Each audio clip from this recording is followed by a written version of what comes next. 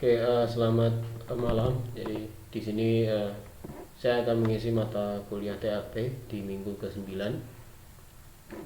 dengan memberi mata kuliahnya adalah case study. Jadi case study ini saya ambil dari PT PDSI, dari Mas Arifin yang dipresentasikan tahun 2014 di Yogyakarta di salah satu workshop Drilling Technology Forum. Case study yang saya ambil diberi judul optimalisasi atau studi optimalisasi advance jackup rig teknologi untuk meningkatkan performance drilling offshore di Pertamina existing area. Adapun agenda atau outline yang akan saya sampaikan yaitu pengantar, pendahuluan, data, acuan, studi analisis, sampai kesimpulan. Pendahuluan nanti akan dijelaskan regional, jackup rig teknologi, international issue, jackup rig fundamental, jackup rig standar design. Adapun data acuan yaitu kita menggunakan acuan standar IACS dan IADC standar. Studi analisa di sini saya menggunakan marine case, environmental load factor yang sudah sempat saya jelaskan di materi sebelum UTS, dan kalau sempat dibaca oleh mahasiswa materi minggu ke-8 itu sudah saya masukkan materi tentang environmental load factor. Drilling case yang akan dibahas adalah drilling operation load factor, lalu selanjutnya case study dari jackup rig perusahaan yang menggunakan jackup offshore di Indonesia. Yang pertama pengantar. Karena slide ini saya ambil atau bersumber dari PT PDSI, di sini saya perlu sampaikan bahwa visi PDSI adalah, atau mungkin ada yang belum tahu apa itu kepanjangan PDSI, yaitu Pertamina Drilling Service Indonesia. Saya lanjutkan visi untuk memimpin kawasan regional dalam pemboran dan well service. Adapun misinya itu memberikan solusi terpadu berkualitas tinggi di pemboran, workover, well service, dan beberapa pemangku kepentingan lainnya. Saya jelaskan dulu arah pengembangan PDSI. Kenapa saya membahas offshore, jackup rig, dan materinya itu ada di PDSI. Itu stage pertama, itu PDSI berkomitmen untuk mengembangkan kompetensi bidang operasional dan manajemen offshore drilling. Mungkin pertanyaannya dengan cara apa, yaitu pengembangan kompetensi bidang operasional dan manajemen offshore drilling tersebut dikembangkan dengan pengembangan kompetensi offshore yang dilakukan melalui pembentukan JO. JO itu joint operation dengan drilling kontraktor yang memiliki pengalaman di bidang offshore drilling. Jadi drilling kontraktor yang diajak kerjasama oleh PDSI di sini salah satunya adalah Apexindo, Petro Vietnam, dan UMW. Stage terakhir yaitu PDSI mempunyai target untuk menjadi Drilling and Well Service Regional Leader Company. Dalam part ini adalah dalam offshore drilling gitu. Selanjutnya masih di bisnis dari PDSI. PDSI bisnisnya adalah rig dan non rig. Adapun one stop solution in upstream antara lain selain menyewakan rig, PDSI juga menyewakan top drive, CPM rig, well control team, aerated drilling, dan yang lainnya gitu. Dan salah satunya yang akan dibahas atau adanya korelasi dari kuliah ini adalah offshore and onshore drilling rig. Selanjutnya drilling rig fundamental. Sebagaimana kita ketahui kalau drilling rig itu ada offshore dan ada onshore gitu. Kalau di onshore kita akan bahas konvensional dan mobile rig. Kalau mobile rig di PDSI sudah mempunyai rig yang dapat berpindah dinamai jackknife dan portable mast. Oke, selanjutnya marine offshore. Marine offshore dibagi menjadi dua, yaitu bottom support dan floating. Nah, perbedaannya apa? Kalau floating ya dapat dipindahkan, tidak permanen. Kalaupun floating di sini ada dua macam, yaitu drill ship dan semi submersible. Ini dengan mudah mahasiswa dapat mencari apa itu semi submersible offshore itu di Google dan akan terbayang bagaimana ilustrasinya gitu. Bottom support itu jadi lebih ke permanen, platform offshore yang permanen. Jadi ada tiga tipe platform: berth ini termasuk submersible juga, dan jack up. Platform sendiri ada self contained dan tender. Di sini akan kita bahas adalah jack up sampai ke case study-nya. Nah, PDSI offshore current activities-nya itu sekarang di bisnisnya itu sudah berkecimpung di jack up, berth dan tender. Oke, selanjutnya saya sampaikan bahwa startup dari PDSI untuk mencapai offshore drilling contractor, yaitu ini slide ini dipresentasikan tahun 2015. Jadi dari 2008 ya ini ya.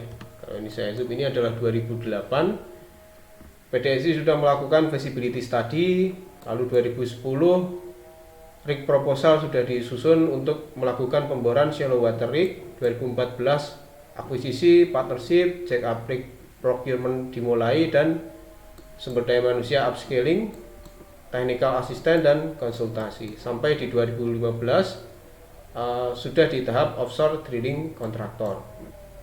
Kembali lagi, target PDSI adalah untuk world class offshore drilling contractor. Oke, mulai di pendahuluan yang akan saya bahas di sini adalah jack up rig, kondisi jack up rig di internasional dan regional isu. Oke, kita bahas di internasional dulu. Kurva ini saya jelaskan number of unit dari unit, lalu tahun di bawahnya adalah waktu dengan satuan tahun, di mana jack up rig itu supply-nya itu lebih besar dibandingkan dengan floater atau unit yang bukan jack up gitu, unit yang dapat berpindah atau floater. Jadi worldwide itu lebih banyak menggunakan jack up rig. Sampai di tahun 2009 di grafik ini dibuat, yaitu dunia sudah menggunakan 450 unit. Oke, ketika bicara dengan jack up, yaitu supply and demand dari 97 sampai 2009 gitu. Jadi ternyata supply dan demand itu lebih besar supply. Jadi di sini hanya 71% dari kebutuhan dunia untuk penggunaan unit jack up yang dipakai gitu. Jadi di sini garis warna merah di sini adalah supply dan garis warna biru di sini adalah demand sampai tahun 2009 gitu.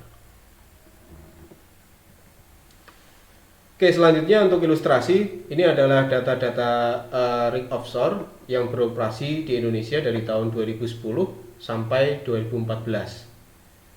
Oke, yang sering kita ketahui di sini ada Sinop dengan rig name-nya Bohai 4. Tipenya adalah jack up. WD ini adalah water depth-nya sekitar 300 feet. DRLG ini ada drilling depth-nya sampai 20.000 feet, lalu statusnya drilling. Semua statusnya drilling. Di sini yang saya sebutkan yang mempunyai rig, perusahaan yang mempunyai rig antara lain Sinop, Northern Offshore, Ensco, di sini Front Drilling Amerika Serikat, Transocean, Apexindo, Nabor Offshore, Kencana Mermaid Drilling, Diamond Offshore, Marlin Offshore Internasional. Lalu di sini ada salah satu jack up rig di mana PDSI terlibat di dalamnya, yaitu joint operation antara PDSI dan AOS itu kalau nggak salah Australian Offshore System atau Australian Offshore Sea kalau nggak salah ya. Oke, di sini rig yang dimiliki PDSI dan AOS itu bernama Javastar Jack-up rig dengan water depth 300 feet, drilling 20.000 feet. Oke, saya tampilkan ini supaya mahasiswa ada gambaran bahwa perusahaan rig itu ada nama-nama tersebut. Jadi mahasiswa dapat mencarinya di internet untuk kontak mahasiswa KP ataupun TA, atau bahkan mungkin untuk melamar ke salah satu perusahaan yang saya sebutkan ini. Oke, dilanjutkan di data spesifikasi rig jack-up yang beroperasi di Pertamina. Nah, jadi Pertamina di sini yang akan dibahas adalah ONWJ dan WMO. Apa itu ONWJ? Offshore Northwest Java, WMO West Madura Offshore. Jadi kalau di ONWJ dan WMO itu ada sekitar 6 ya, 6 rig beroperasi dari 20.000 feet sampai ke paling dalam yaitu 30.000 feet dengan horsepower drawwalk-nya. Di sini kita ketahui antara 2000 sampai 3000 HP.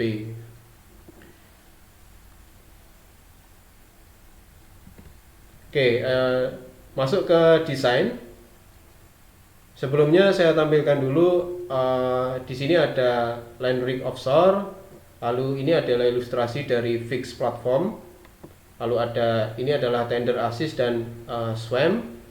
Selanjutnya di sini ada jack-up rig, di mana yang akan kita bahas pada sesi ini adalah jack-up rig, di mana kedalaman water levelnya atau kedalaman sea levelnya itu adalah 250 feet sampai 500 feet water depth.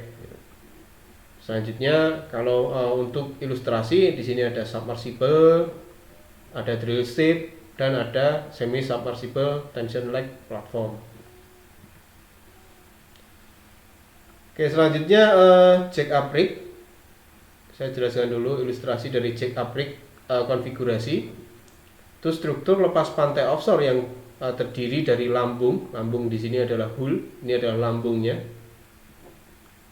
Kaki, ini kakinya. Dan sistem angkat, jacking system.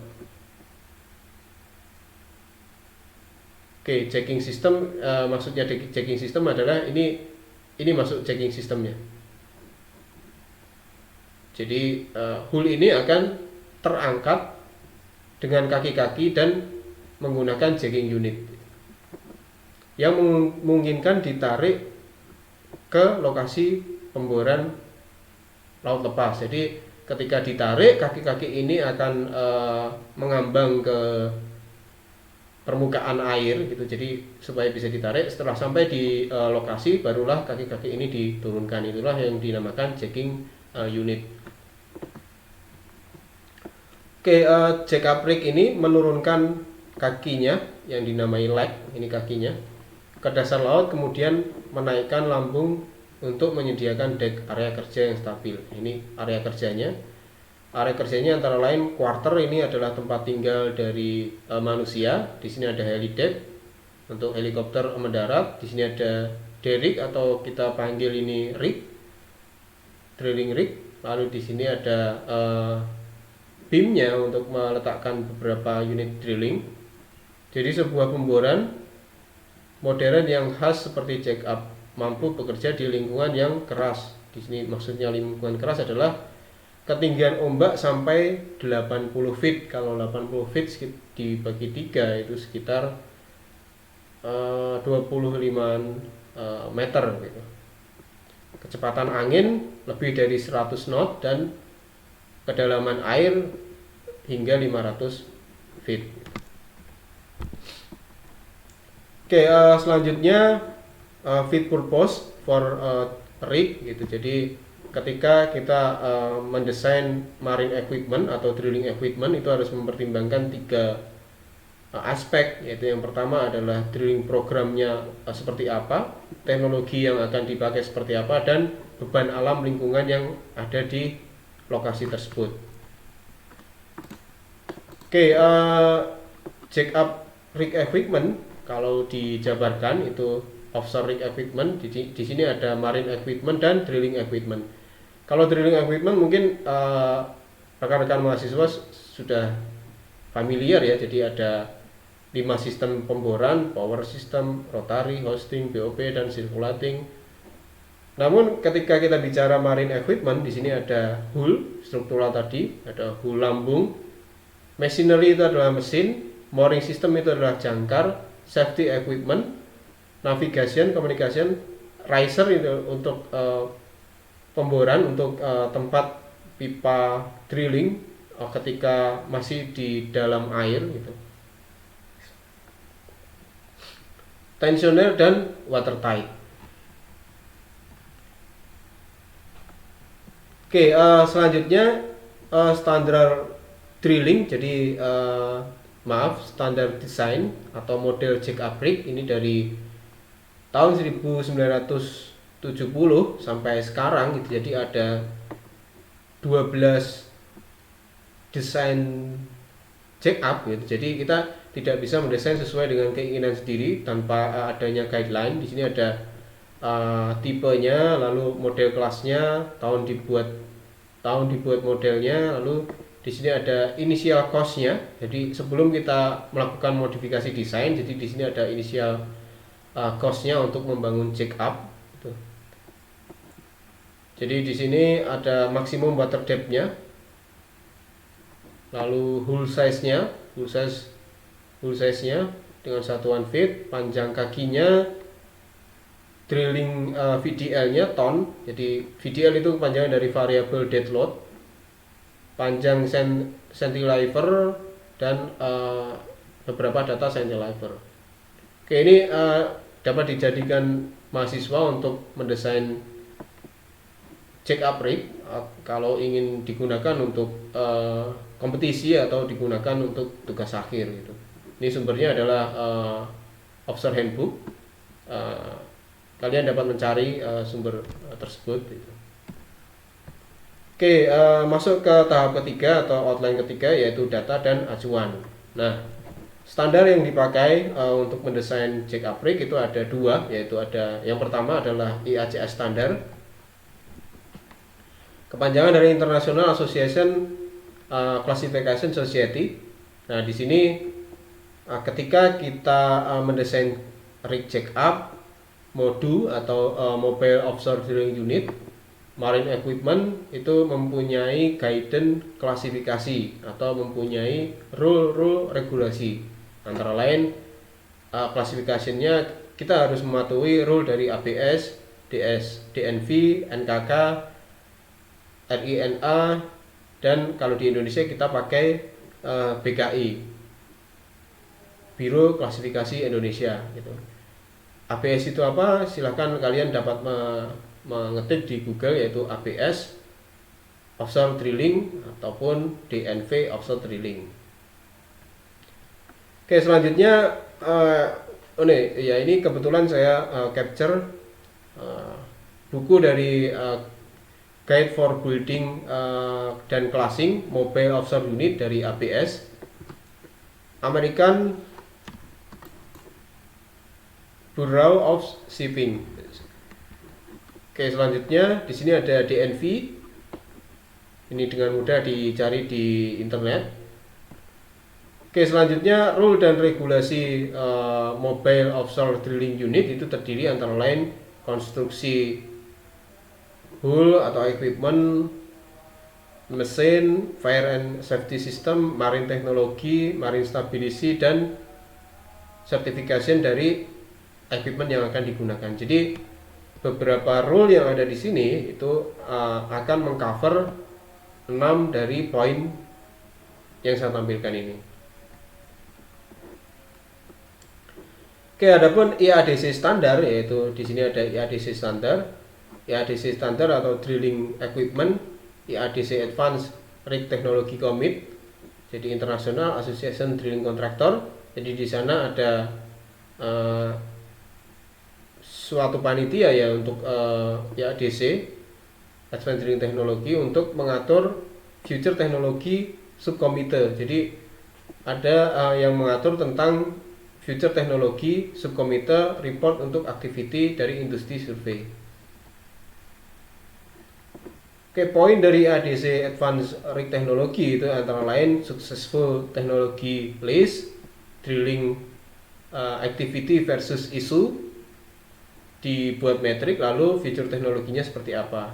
Successful technology list itu membantu industri pemboran pada faktor yang memungkinkan keberhasilan pengenalan teknologi baru. Lalu selanjutnya drilling activities versus issue metric. Di sini menyediakan metode untuk drilling kontraktor untuk memahami tantangan atau problem yang akan terjadi ketika saat pemboran. Jadi selanjutnya fitur teknologi jadi menyediakan metode untuk menentukan kebutuhan operasi masa depan. Oke, 3 poin ini akan saya bahas satu persatu. Successful technology list. Jadi IADC itu membuat kategori ketika equipment itu sukses untuk dikategorikan sebagai teknologi yang berhasil uji coba, yaitu antara lain di sini top drive itu sudah diuji coba oleh IADC tahun 1983, 2 tahun sukses. Di sini ada sponsorshipnya, lalu ada kemampuan safety-nya oke, efisiensinya oke, kontribusi faktor to suksesnya itu yang dinilai itu apa saja. Di sini ada banyak ya yang belum dilakukan pengujian. Di sini ada slim hole itu belum dilakukan pengujian, masih kosong. Oke, selanjutnya drilling activities versus isometric. Nah, di sini kalau kita amati di sini activity-nya, misalkan di sini vertical drilling. Ketika kita melakukan vertical drilling, isu atau perkiraan problem yang akan terjadi antara lain adalah hanya satu ini di sini, pit bowling. Apa itu pit bowling? Bagi mahasiswa yang belum paham, silahkan ketik di Google saja. Pit bowling akan muncul gambarnya pit yang terselimuti oleh batuan shale gitu. Lalu directional, ketika ada activity misalkan casing drilling. Casing drilling itu rentan isu atau rentan problem yang akan terjadi adalah stick slip dan stuck pipe dan loss circulation gitu. Jadi IADC sudah membuat kategori-kategori prediksi isu yang akan terjadi pada saat operasi-operasi yang ditampilkan ini gitu. Oke, selanjutnya ini adalah tabel drilling metric antara menggunakan data past dan present. Lalu ketika alat itu menggunakan feature development akan menampilkan equipment baru, antara lain di sini ada PWD, MWD, downhole tool, MPD equipment. Yang sebelumnya di sini MPD dilakukan sudah dilakukan tapi belum ada LWD di sini. Ini tripping, circulation, running casing, cementing. Ini teknologi-teknologi yang konvensional gitu. Ini sudah automatic. Oke, selanjutnya poin 4, studi dan analisa. Oke, studi yang pertama adalah environmental load factor. Nah, ini mungkin sudah saya bahas ya di sebelum UTS. Jadi sebelum kita mendesain suatu platform itu kita harus menghitung adanya beban angin, beban gelombang, beban arus, adapun kontur dan formasi dari seabed tersebut, karena kita akan memasang kaki-kaki di sini. Oke, dan kedalaman dari water depth-nya. Oke, ini data yang saya tampilkan adalah data dari beban alam lingkungan di PHE, ONWJ, dan WMO. Jadi di PHE, ONWJ itu kedalamannya water depth-nya adalah 70, WMO juga 70.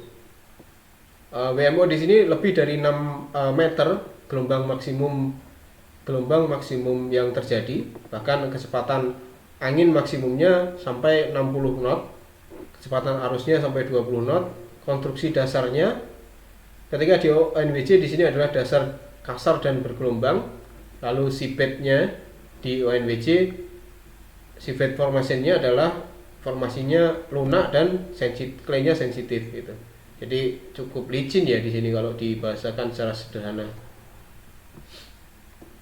Oke, terkait dengan arus permukaan, jadi hasil penelitian dari UI tahun 2000 sampai 2010, jadi tinggi gelombang tertinggi di area Laut Madura itu paling tinggi adalah lebih dari 6 meter. Jadi ini di Laut Madura, ini platform WMO Pertamina berada di lingkaran ini. Lalu platform Pertamina offshore Pertamina ONWJ ini menggunakan data ITS tahun 2002 sampai 2009. Arus laut terkuat di Indonesia berada di ketinggian atau kecepatan 800 sampai 1200 cm per detik atau dengan satuan knot 16 sampai 23 knot. Adapun scanning sonar image itu jadi di sekitar Laut Madura itu di sini ini adalah kontur yang tidak rata ya di bawah permukaan. Jadi ini didapat dari scanning sonar image. Jadi kita bisa mengetahui bahwa bawah permukaannya itu apakah rata ataukah mempunyai topografi seperti di permukaan tanah gitu. Oke, jadi isu lain, jadi marine isu lain selain yang saya sebutkan tadi, di sini ada like sliding positioning, ada less deck space. Jadi maksudnya di sini adalah ruang untuk deck itu sangat sempit. Lalu platform layoutnya itu menggunakan platform layout offset well, bid capacity, kurangnya accommodation capacity, lambatnya skidding, lalu pipe handling dan yang lainnya. Ini lebih ke operasional ya, bukan ke environment issue. Oke, selanjutnya marine equipment successful teknologi yang digunakan atau direncanakan PDSI atau yang akan ditargetkan PDSI adalah marine equipment. Di sini ada hull yang mempunyai triangle dengan radius Bill gauge. Nah, di sini ada leg quarternya lebih dari 120 orang, lalu legnya ada 3 kaki dan yang lainnya. Oke, maksudnya kaki-kaki yang saya sebutkan tadi kita sebut namanya spud can atau truss leg teknologi. Ini adalah pondasi ya, kita panggilnya pondasi kalau di rumah. Biasanya ini cakar ayamnya, cakar. Ini pondasinya kalau di teknologi yang konvensional yang dulu itu menggunakan pondasi seperti ini. Lalu yang sekarang yang digunakan itu menggunakan spud can seperti ini. Jadi ini ditancapkan gitu ke seabed gitu atau seabed formation. Lalu harapannya adalah ini nanti akan tertanam dan menggigit dari bawah seabed gitu. Dan ada tiga kaki ya. Jadi untuk advanced tech, nah ini ada sekitar 4 kaki, 4 chord leg itu radial alpination gitu. Oke, ini adalah ilustrasi atau desain dari rig jack up gitu yang mungkin diinginkan oleh PDSI. Jadi ini traveling equipmentnya sudah otomatis, lalu drill forge-nya ini, lalu rig crank-nya. Selanjutnya ini drilling kabin internalnya, lalu di sini ada BOP, solid control room-nya, platform-nya ada 2, lalu ini ada jacking sistemnya. Oke, selanjutnya drilling operation load factor ini akan saya sampaikan di video selanjutnya ya. Jadi supaya ada fase istirahat dulu. Wassalamualaikum warahmatullahi wabarakatuh.